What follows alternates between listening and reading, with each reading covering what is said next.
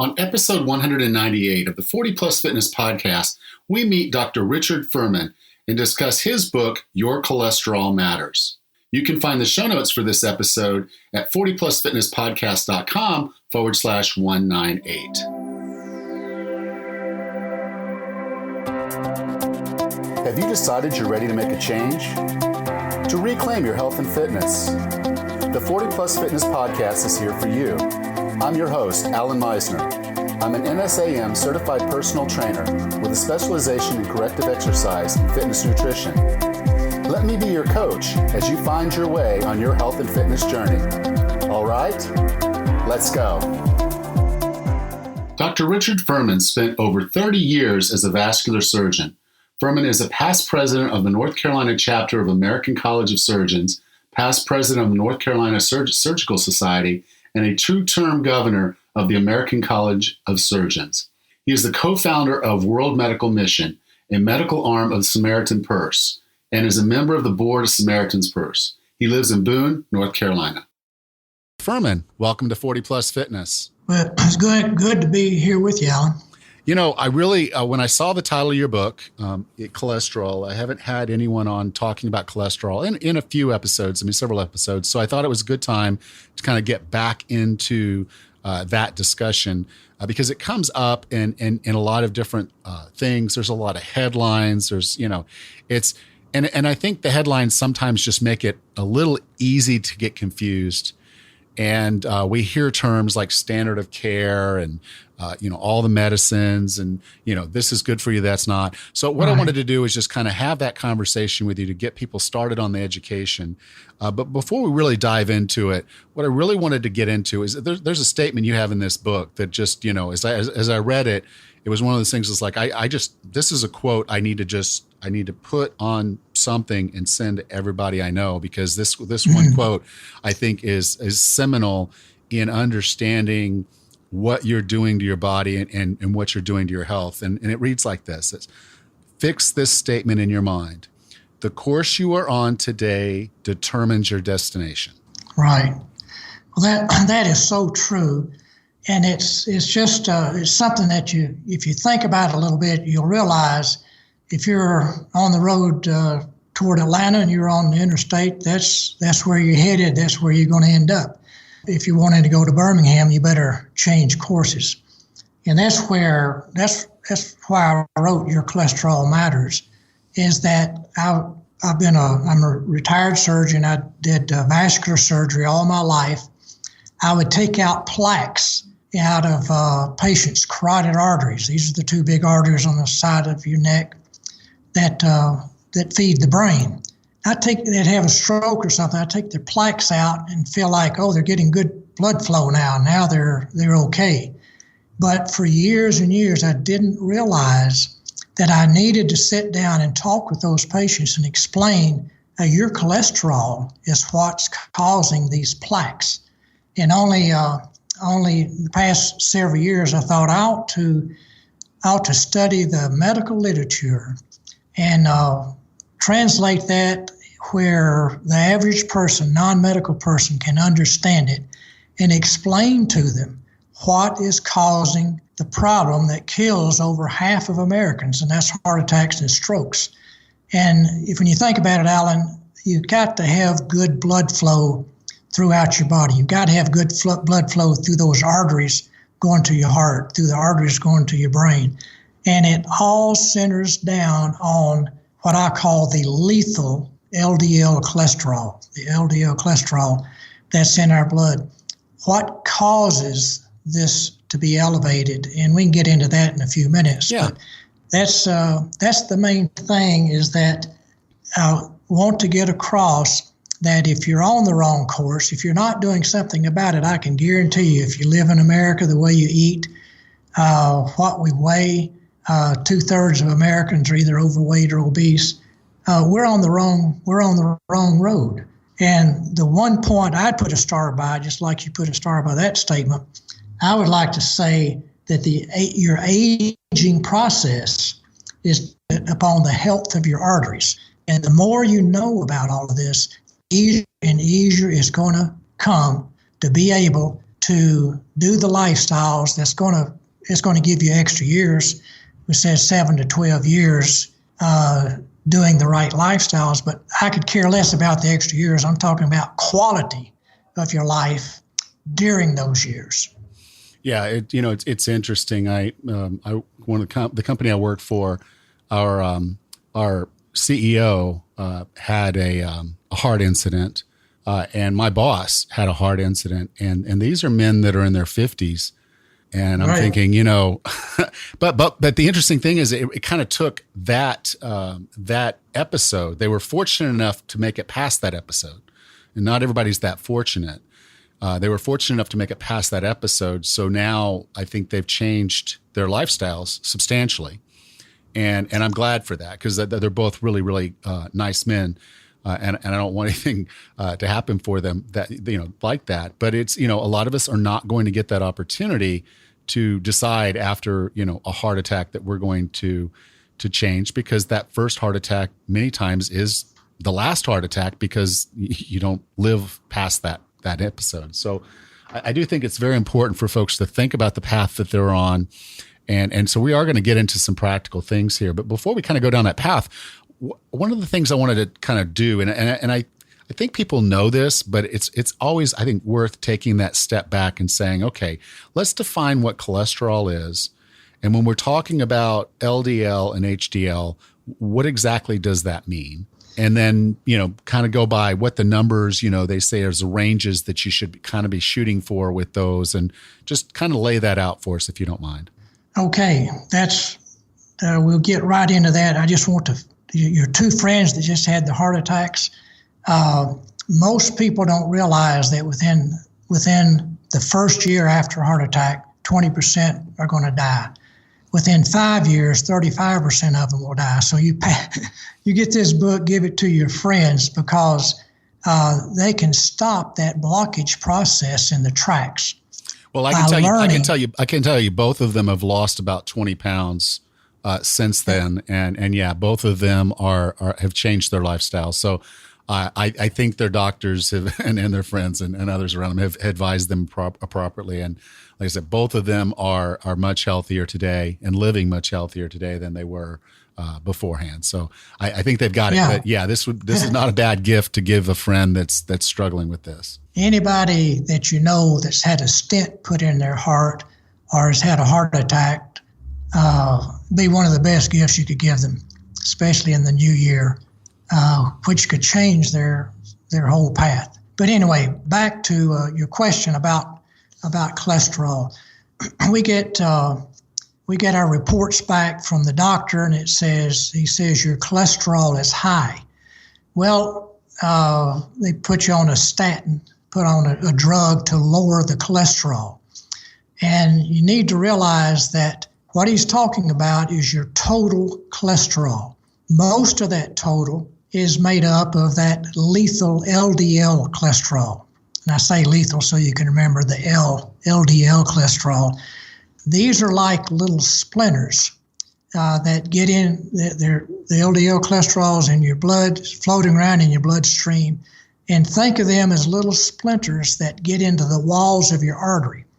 Now, if you stick a splinter in your finger, you can see it swell. There's more fluid gets in there, and it turns into a battlefield where the body puts in all of these little soldier cells that go in to fight that foreign object to try to get it out of there. And it'll either swell up and burst open and drain out, or it'll end up with making fibroblasts, making scar tissue, and it'll be a swollen area. And that's what usually happens. The same thing is happening in your artery, the wall of your arteries. So think of when you eat that cheese or eat that red meat or whatever, think of those little splinters that you are causing to increase the number of in your bloodstream. So if you understand that your total cholesterol is basically the sum of your LDL cholesterol and your hero HDL cholesterol. Now let me explain to you what the HDL cholesterol, think of, you want that as high as you can. Where food is your worst enemy on putting LDL cholesterol in your bloodstream. Your HDL is significantly important, and that comes from weight loss and exercise and eating the good fats, which we'll get into later. But the HDL is your hero, and think of that as a little police car that floats around through your arteries, and it actually will pluck out 2 or 3 of these little splinters, put them in the back of the car and take them to the liver, take them to the jail and dispose of them. Then they go back and get some more. So when your doctor puts you on a statin to get that LDL cholesterol down, he's not doing anything for your HDL police cars, and that is every bit as important as avoiding the LDL. So we need to learn, how do we get that HDL up? How do you get the LDL down? And the ratio of your LDL, and you'll get that on your report. You'll have total cholesterol, it'll break down HDL and LDL, and then it'll give you the ratio. And just after this explanation, I think you ought to realize that the fewer splinters and the more police cars you have, the better that ratio is. So that's what you just need to start realizing, what damages the walls of your arteries, because all of your health problems that you have control over with your lifestyle centers on the health of your arteries. Okay. Now, obviously I do try to take care of myself. So I've had my numbers checked. I check them roughly about once a quarter. And, it's interesting because they have a series of ranges. And so I know with your total cholesterol, they generally want you to keep that below 200. Right. With your LDL, they generally want that below 100. And right. Your HDL, they want that above 50. Those are kind of the general ranges that they look for right. with those numbers. So realizing that the numbers are basically putting a floor under HDL, saying try to get that above 50 if you can. And also then they'll sit there and say, your total should be below 200. And it's kind of interesting because I genetically think I have some issues with the way that my body processes cholesterol. And I'll get into that right. a little bit later. Because I naturally, for some reason or another, have very high cholesterol numbers. It's just, I don't know how I'm tweaked. And we'll really get into that in a minute. But, okay. New stuff is kind of coming out and it can get really confusing. So I want to walk through a few of those new things that I'm hearing and just get your impression of it. Because I really do like how you've taken, because we could throw out the words that LDL is low density lipoproteins. We can say HDL is high density lipoproteins. And really the HDL is technically measured. The LDL is a calculated number. The total is what the total is. So that's also the right number. You can go back and forth on all of that. It's not necessarily a one-to-one math, because even if you tried to add the two numbers up, they don't necessarily add up to the total. So I was going to point that out. There are a few other little cholesterols that's in there, that's in the total, but the main ones that we can control are the LDL and the HDL. But here's the problem. When your doctor says your cholesterol is too high, we should be saying your LDL cholesterol is too high, because most of that total is LDL. So doctors just say, well, your cholesterol is too high. But you need to realize the significance of the HDL also. Right. So now the LDL, one of the things that's kind of coming up, and I've had this conversation with my doctor because it is confusing, and it's even a little confusing to me, to be honest with you.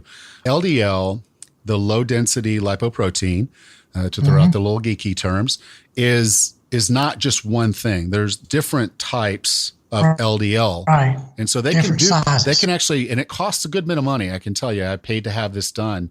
Yeah. And they can actually count particles and tell you that what that is, how much of which one, because there's really some that are a lot worse for you and some that aren't really that bad. That's correct. And the worst ones are the smallest ones. The smallest splinters can get in easier.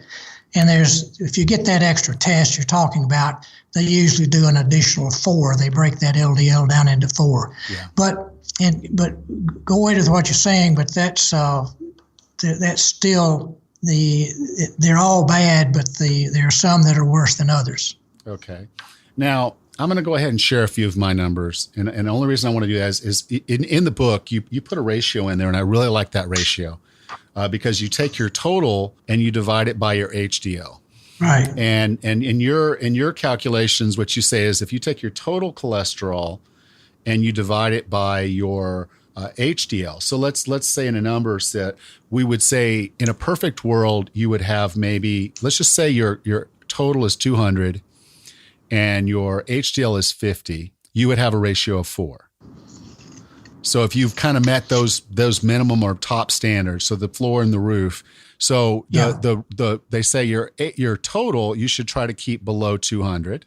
Right. So let's say 200, and your HDL, you're supposed to try to keep it over 50. So at that deal, they're saying a floor of about 4, but you're saying roughly about 3.5. So if you're below 3.5, you're doing very well. Right. Okay. So your standard is a little bit higher than the average of what most people are going to get measured on. I just want to kind of put that out. Let me explain that just a minute now. When we're speaking to patients in general or the public in general, these are good guidelines, the 200 and the 100. They're good guidelines, but you have to realize that if you have a total cholesterol of 150, you're not going to ever have a heart attack. You'll die from something else, but you won't die of a stroke or a heart attack because your arteries are going to be so good. So that 200 number is not the very best. You'd like for it to be under 200, but those are just examples. If it's over 200, you need to really work on getting it down below 200. If that explains it a little more. Yeah, it does. It does. So okay, I had a previous test, and I'm going to throw out a number. I was really working hard to bring my cholesterol down. Mm-hmm. I was on a pescatarian diet. I was taking niacin because I've tried statins in the past, and they beat me down to a point where I literally can't function. Oh yeah, a lot of side effects. I've tried statins. I've tried multiple because again, you try one and they say, oh, that doesn't work. Try another one. I ended up in a very bad situation, laying on the side of the road. I was walking with my, at the time, 7-year-old daughter. We were about half a mile away from my house, and I just collapsed on the side of the road and couldn't move. And I was like, oh, yeah, I can't send my 7-year-old daughter back for help. Right. And so I literally was laying there on the side of the road. It's like, I'm going to have to will myself past whatever's going on with my muscles. It took me a little while, but I managed to get back up on my feet and make it home with her. Probably scared the crap out of her at the time, but I don't see any undue scarring. She's grown up to very, very healthy and happy young woman. But it emotionally scarred me to say, okay, I can't do these statins anymore. So I have tried niacin. I don't have a problem with the hot flashes, I guess, for lack of a better word, that you have with them occasionally, because I'll take them at night. So I was on niacin, and I was doing a pescatarian diet, which would say that I was doing the optimal diet for someone trying to change their numbers through diet. And what happened was I did take it down. So I was around 350. I took it down to about 277. But my HDL was at 69. So I couldn't get my total number down, and my LDL stayed static. It did not change from the time when I was at 350 to the time that I was down now at 277. My LDL stayed the same. Now, go over a little bit of that diet you're talking about. I ate vegetables. I ate nuts, fruit, and fish. Yeah. There was the fats and whatnot I got were mostly from nuts and seed oils. Yeah, that's good. So yeah, everything would have said this was the optimal diet for me changing my deal. But, I was obviously at that point, my ratio of, for HDL to total was 4.0. Yeah. And a 277 is still high, but, I had not done anything to lower my LDL. And obviously my HDL had come down significantly, just given the range of the number drop in the total. So I dropped the total pretty well, but all of that came at the cost of HDL. Yeah. So now my last test, okay, because I've gone back now to a different eating style. It's a little bit more of a ketogenic style of eating. So I do eat more fats. I do focus on the healthier fats. So more avocado oil, olive oil, that type of thing. Right. Right. Not too much protein. I try to just find that right, sweet spot for protein, because I think protein is an issue. And I avoid sugar. And we'll get into sugar in a minute as well. So my last test, my cholesterol was 315. But my HDL was 90. Oh, man. So that's good. I raised my HDL to 90. And as a result, I'm at right at about that 3.5 threshold. Okay, that's good. Let me ask you, I've seen your picture. You're certainly not obese, and you must exercise a lot. Is that correct? Oh, yeah, absolutely. I'm a fitness trainer, so. Yeah. So that's why your HDL is up. And we'll get into the three lifestyles you can control. But your weight is if you're overweight, then it can raise your LDL as much as 50%. Okay. It's very significant. If you lose weight, it raises your HDL. So that's a double-edged sword there. If you're overweight at all, you need to figure out your ideal weight, need to get to that. But you can see as you lose that weight, your HDL is going to go up and your LDL is going to come down. So that's one thing, weight. The other thing that gets your HDL up and your LDL down is your exercise. And it's that then you get into the ratio with the diet, and it sounds like you're on the right diet. So those are the only two little factors. You may have some, like you say, some genetical things that may make a little difference. But for the ones who are listening, if they can get into their mind that the wrong foods, and we can get into that, the bad fats, that causes your LDL to go up. What can cause your HDL to go up is to lose weight, will do it, and exercising does it. So those are I think for the average listener right now, those are the three things that we need to focus on in trying to get this cholesterol under control. Okay. Now, one of the numbers that I've really liked to focus on, and it really wasn't covered, I didn't see it a whole lot covered in the book, is triglycerides, because that's another number that they do measure when you typically go in for a lipid panel. Right. Can you talk a little bit about triglycerides? Because, that's a number that I think scares me even more than LDL. Obviously, that wasn't, it's not technically a cholesterol, but it does come up in the same lipid panel. So could you take a minute for that? The reason I don't discuss that, my first book, Prescription for Life, goes a lot into this. But the reason that I don't discuss triglycerides is that they are fairly much on the reverse scale of your HDL. So that's why I don't focus on that, because the studies do not show the specific lifestyles to raise or lower what causes them to raise, or what you can do to lower the triglycerides. That's why they will follow your HDL and your LDL.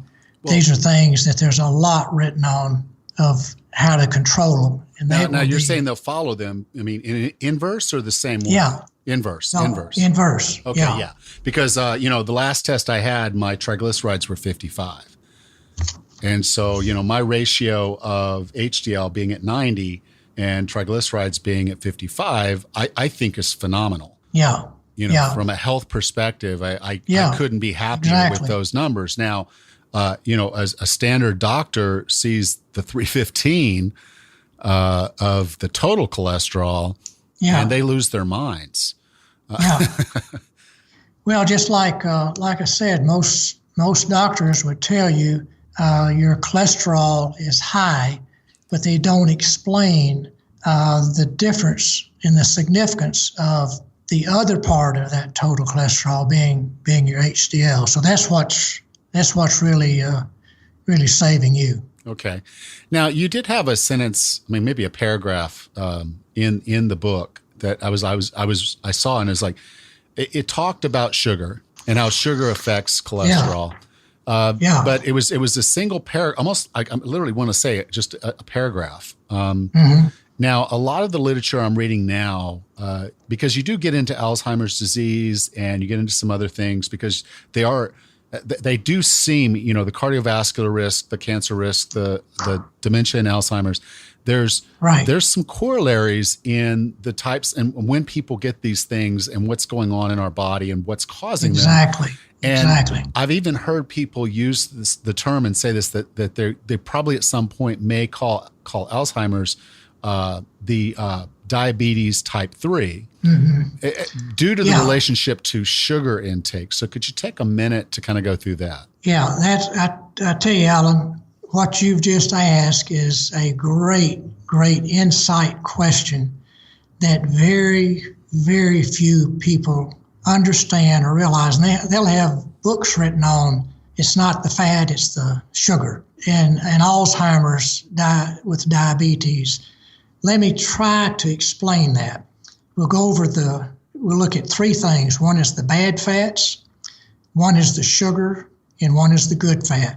Now, what the studies are coming out with, and this is why they get off and write a whole book on it, maybe misleading the public, but the medical literature is showing that there are bad fats that cause damage to your arteries through the LDL cholesterol. Those bad fats, mainly your red meats, your dairy products, cream, cheese, milk. That includes ice cream and all of that, and anything fried. I just don't eat fried food anymore because most, especially if you go in a restaurant, most things fried are fried with animal oils, which are high in the saturated fat. Saturated fat is the one fat you need to look at when you're in the grocery store, anywhere. Look on the food fact part of it, and it'll tell you how much saturated fat's in it. It should be 0 if you're going to eat it.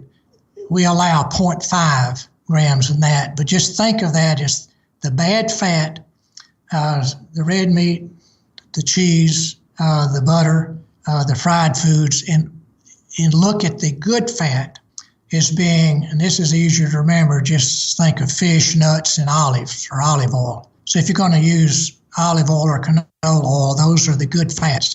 Now, I said before, your LDL is bad, but your HDL is equally as good. So you can't just say all fats are bad, because you want to eat those nuts, you want to use olive oil or canola oil, you want to eat the fish. Is it making sense so far, the difference in the bad fats and the good fats? Yes. So you can't just say all fats are bad. Okay, now the sugar, and this is an insight that you've just brought up that not many people realize. The studies show if you cut out the bad fats, which is good for you to do, but if you substitute for those bad fats sugar, that is bad for you. That hurts your arteries. The sugar is bad for the lining of the artery also. It's like taking sandpaper on the wall of the artery. It lets the splinters in easier, if you want to look at it that way. But if you substitute the bad fats, instead of eating steak, you're going to eat 2 or 3 desserts for dinner that night because you were not eating the bad fat. You take the cheese off of a sandwich and you feel good about it, so you can allow yourself some sugar. That's not all that helpful to cut out the bad fats and substitute sugar. Now, is that making sense so far? Absolutely. Okay, what has got to be done is realizing, and part of it is because of statins. We zero in on taking your LDL down with statins and medication, but we don't focus on the good fats, the HDL. You've got to substitute the good fats for the bad fats. Don't substitute it with the sugar. So the very best scenario is cut out the bad foods, which have the saturated fat in it, the bad fats.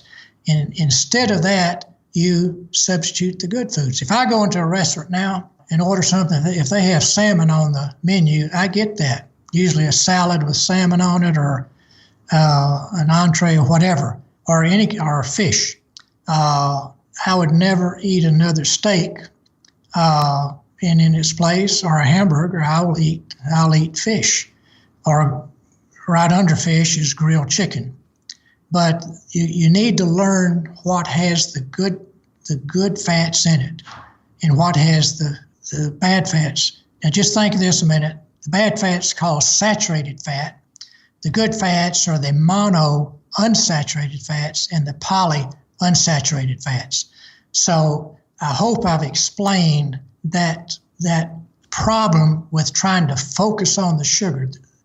If you substitute the sugar for the bad fats, you're not really helping yourself all that much. Yeah. It's important to eat the good fats too. And I think, that's unfortunate. A lot of the food companies, when they advertise a low-fat food, be it a dressing, a salad dressing, or a yogurt, or these other things, is when you look at the sugar content of that relative to the fat full version, you'll realize what they just did to make the food taste better. They just substituted sugar for the fat that you would have had otherwise. Exactly. But let me just throw this in. Even though they do that, and they do that, but that's why you need to eat go ahead and eat the good fat with it. But that extra sugar that they put in there is still not as bad as that bad cholesterol, that saturated fat that you're eating, that it's replacing. So it is not as the extra sugar is not good for you, but it's not nearly as bad for you as eating the bad fat. Okay, let me ask you one other question, because I do think this is important. The fish is a good fat, and it's a good fat predominantly because it's omega-3. Right. And you can get that from krill. You can get that from, I think, castor maybe, and you can also get it from fish oil. So if you don't like eating fish, there are other ways for you to get good healthy fats into you. And we know it is omega-3. So we that's been kind of taught to us through the fact that they can make money selling it to us. So they sell us omega-3. Let me tell you that I don't know. I didn't feed these questions to you, Alan. No. But these are really good questions, because I used to think, well, I don't take supplements, but I may start taking omega-3. I may start taking that because the numbers look so good. But let me just tell you, article after article in the medical literature, the supplements don't do it. Right. They don't change it. It's got to be from the fish. Or it's got to be from the food source, your avocado, your nuts. It's got to be from that, because, and I don't know why, but I have a theory, and that's why I really do agree with you with the frying, and the reason I agree with you on the frying is, most fats are not going to be stable at high temperature. Yeah. And so a fish oil, if you heat it, is not necessarily going to be as stable. And olive oil is not going to be stable at high temperature. So it basically goes bad. So like you can't leave fish out, and you can't, there's olive oil over time will go bad. And so I think what's happening is we buy a fish oil supplement, but we don't buy it from a really good source. So as the result of not sourcing it well, we end up with a rancid oil. And I think a rancid oil is probably worse for you than had you not taken it at all. So one of the things I encourage folks, what I encourage folks that do want to go ahead and supplement with fish oil is I say this, is okay, go ahead every once in a while and break one open. And a good sourced fish supplement from not a farm-raised fish, but actually from, wild-caught fish, will not smell fishy. A lot of people don't like fish because they say it smells or tastes fishy. And it is, because it's not a well-cared for fish. A well-cared for fish, and you've tried this, I'm sure, you go into a good quality sushi restaurant, or you go into a good restaurant that sells real good quality fish, it doesn't taste fishy. Whether it's a whitefish, a tuna, a salmon, a really good sourced fish taste great. And I know you agree with that because you've said that's what you probably go for. And I think the thing is there's a sourcing problem in when they're trying to sell us a supplement. They don't care what the temperature is in the warehouse. And so the fish oil sits in the Sam's warehouse or the Costco warehouse, whichever your warehouse purchase of choice is from, and you buy this huge bottle. And while they've made it opaque, you store it in a place that's a little bit too warm, and over time it degrades, and you're getting some more rancidity into your body rather than getting the quality as you would if you were eating a fresh fish. Yeah, and that like I said, if I were going to take a supplement, it'd probably be to take, but as I put in your Cholesterol Matters book, the idea is why not just eat the whole food? There are things that are around, peripheral things that are around maybe the omega-3 that we don't know about or that we've not extracted. But still, the whole food is better than supplement. But the idea is to just, even with that in mind, that you're trying to protect your arteries. And I think that's the idea that I hope we're getting across today, is that all of these things with diabetes, we mentioned diabetes a while ago, that diabetes is a vascular risk factor. Diabetes causes more heart attacks. It causes more dementia. You're twice as likely to develop Alzheimer's if you have diabetes. And the reason is because it's affecting your arteries that decreases the blood flow to your brain. So all of this that we're talking about centers on the health of your arteries. Okay. Now, one final thing, and this is one that's really interesting to me, is, and I'll admit this, I love red meat. love it. Okay. Yeah, and I particularly like it when it comes from wild game. And the reason that I like it from wild game and from good sources is one of the things I've been reading is that a well cared for animal that eats what it was supposed to eat, meaning it's out eating grasses and it's out eating what it would be eating in the natural sense, the fat profile tends to be a little bit more of a 1-to-1. So the omega-6 to omega-3, and a lot of people don't know, red meat should have omega-3 in it. But most of the red meat that we now have in the United States, particularly in most Western cultures, because the way it's raised with grains and farms, it's all omega-6. There's no omega-3 left in it. And so have you done any work or any thought or any reading around the because omega-3 is deemed to be generally healthy, omega-6 is not generally unhealthy. You just want to make sure within what you're eating, you're getting a better ratio. And within most red meat, it's a 1-to-1. And I would say for most people, you definitely want a higher omega-3 than omega-6. So if you're getting most of your protein from red meat, you're probably not getting that because you're not getting truly nature-raised natural food the way our ancestors would have, because it's raised in a farm, eating grains and being fattened up that way versus eating what it's supposed to eat. Do you have any thoughts around that? Yeah. Alan, you're feeding me too many good questions. But now this is, I want you to get another book, Prescription for Life. This is between you and me. You get that and you read it. You said your cholesterol was what, 315, your total? Yes. But I'm going to get back to this red meat with this. I had a friend from New Mexico call me the other day, and he said that one of his friends came up to him and showed him a copy of my book, and because we knew each other. And he said he'd gone to his doctor's office. He had high cholesterol, and he was a little overweight. And he wanted to know what medicine he could start taking to get his cholesterol down and maybe his weight. He said the doctor, who I do not know, he doesn't know me, but he had read that Prescription for Life. He turned around and pulled a copy of it out off the back of his desk, handed it to him, and he said, "You read this and do it. You won't need any medicine." All right, now what I want to bring that into is when you're talking about there's the good fat in steak, if it's grass fed and all that.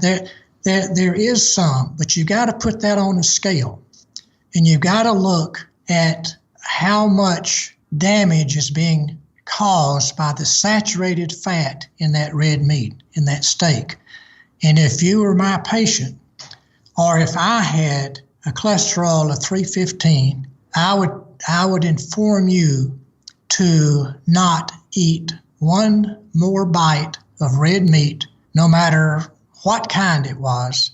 I would advise you to not eat one more bite of cheese, which was my favorite food. But these are things that are so lethal to your arteries that you don't want to play around with. Well, how much grass did this cow have before I ate it, or before it was killed?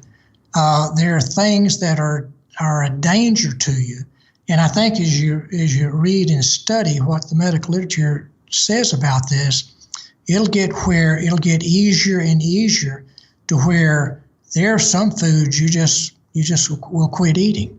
And that's just what I would, just taking your example of that, there is truth in what you're saying, but you got to put it in proper perspective.